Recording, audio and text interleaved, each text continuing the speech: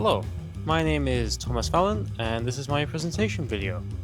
Unfortunately, I am at work right now, so I can't exactly come in and present to you guys, which is quite unfortunate, but this is just going to have to do. So, my project is called Detective Hollis's Unique Conundrum, and it is a detective noir thriller video, made for your enjoyment. The main goal of the project was to create a more professional type of video than my previous ones. I try to make videos as best as they can be, but they still felt a little bit amateurish. So I wanted to really try and push myself in a direction where I feel like I would enhance my skills, learn new stuff about editing and everything. I would also pick up some skills with filmmaking. How to do different shots, such as the noir shots and the shadows and everything that you have to do through that. The main inspiration behind this project were two games I was playing at the time, Max Payne and LA Noire. Both of these are incredibly good games, and I have a love of the noir genre myself, so it made sense to try and make a project that was based around noir. When they first came to conceptualizing the noir idea, I started with two big ideas. One of them was a video game mockumentary where I'd record gameplay of a certain game, make a documentary about it, and try to inject some humor into there. The other idea was the noir one, so, I think I did make the right choice. When it came to what I could do for the noir one, I had multiple different ideas, such as spy versus spy, some kind of creature out in the woods chasing a detective, or if I was truly going to go adventurous, I could try and do like a massive shootout where the camera focus would be on the action of the scene instead of the mystery of it, but I didn't really have the tools and the budget for that, so yeah, I didn't do it. When it came to researching the noir genre, I was completely taken aback by how much there was to the noir genre. At first, I had to learn about the different lighting and the different types of shots that you can do in it. Usually in the noir genre, a telltale thing of it is the black and white background.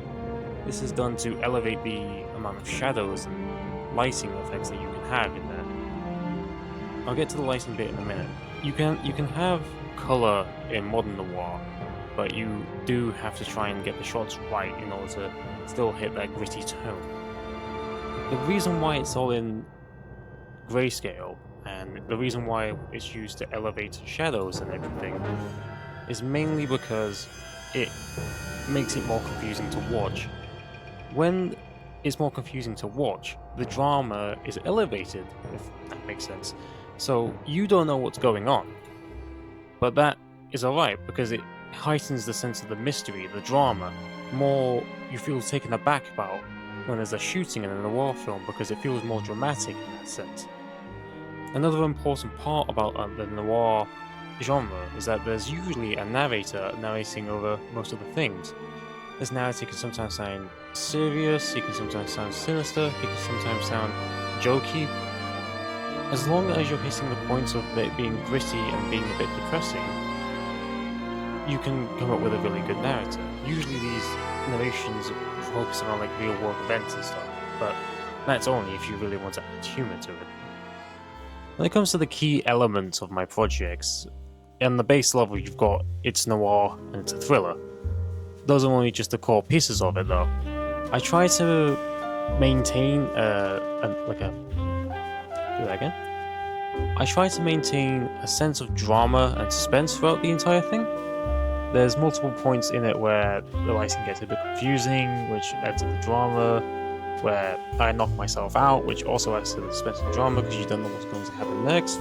How the hell did I get my house? Those kinds of things.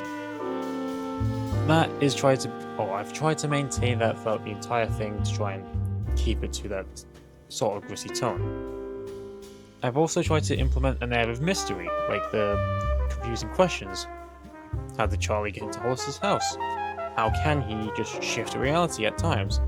Why at the end is Hollis trapped inside a computer?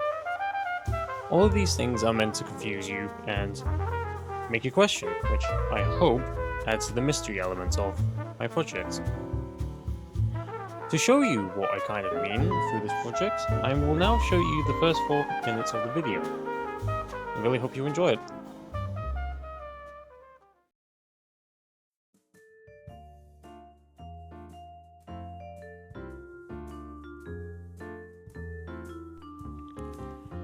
It was a grim night. The sort you see in a dime novel which was poorly written about a man turning into a monster, or a woeful tale about criminals stabbing each other in the back. Truth be told, just about everything was going wrong. This town had seen more murders and looters than hell had enough space for. I just finished working on a report for a string of idiots who thought they could get away with armed robbery when a dreadful ringing pierced my ears. Of course it was my phone, about to tell me about another 7 murders that had been made by a goddamn psycho. I was a detective by trade and a decent one at that. Sometimes I just think that was because I was the only one in the precincts with enough common sense. No. In reality, instead of figuring out who done it, I seemed to get into more gunfights and brawls than the bobbies gave out parking tickets. I'd run enough citations to earn me a life sentence.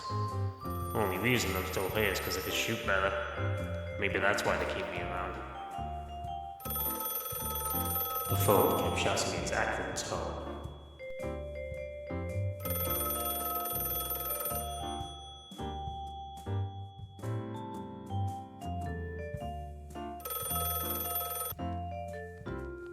Hollister, you there?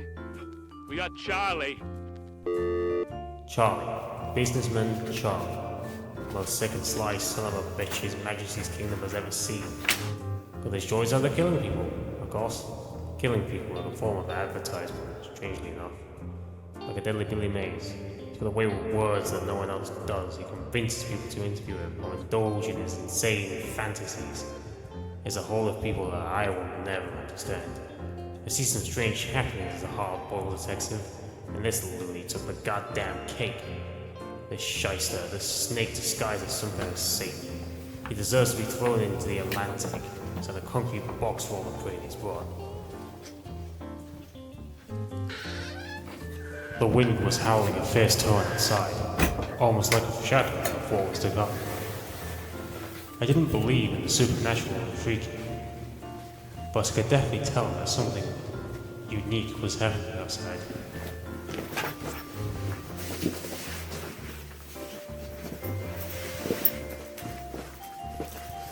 As I was donning my usual guest gear, I couldn't help but wonder, why had Charlie given himself in? This case was getting weirder and weirder by the minute.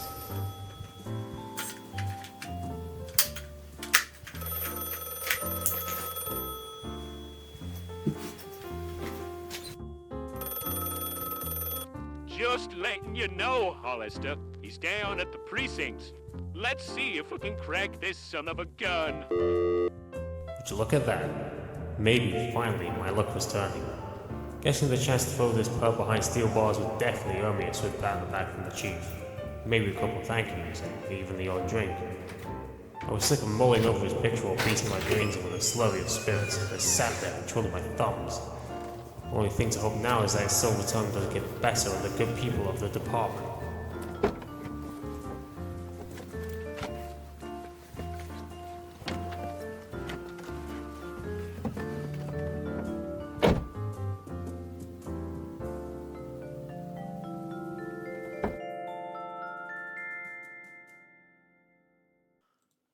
Hey, welcome back. Hope you liked the first 4 bits. What do you think? Mysterious? Entertaining?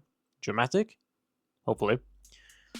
Often I get asked the question, who did you make this video for? Well, to answer that, this video is aimed at a more adult audience, probably around 20s to the 50s. Because it's a video, I would like to think that anyone who has an interest in the drama/noir genre would be able to watch it and enjoy it. I hope that you guys enjoyed it, but yeah. I also talked about having a more professional outlook on the video in this context. Do that again. I also talked about having a more professional outlook when it came to this video. This is because, professionally, I would like to try and apply to different media places, different video companies, or video making companies I should say. this would hopefully be something to have in my portfolio where I could show it off and hopefully get good positions so I can work on films and hopefully achieve my dreams. When it came to audience engagement within the video, I was hoping that I didn't make it too confusing so people would be disinterested and click off it.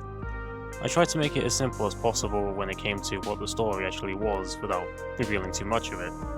The fact that Hollister and Charlie are the same person or intended is all supposed to be in his head, which is why a lot of the stuff in the video doesn't make sense. Like, how does Hollister go from the police precincts to his house in like, what, under 5 seconds?